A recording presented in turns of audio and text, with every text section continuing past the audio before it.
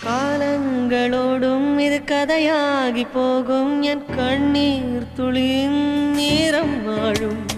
தாயாக நீதான் தலை கோத வந்தாலும் அடி மீது மீண்டும் ஜனனம் வேண்டும் என் வாழ்க்கை நீ இங்கு தந்தது அடி உன் நாட்கள் நான் இங்கு வாழ்வது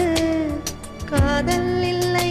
இது காமம் இல்லை இந்த உறவுக்கு உலகத்தில் பெயரில்லை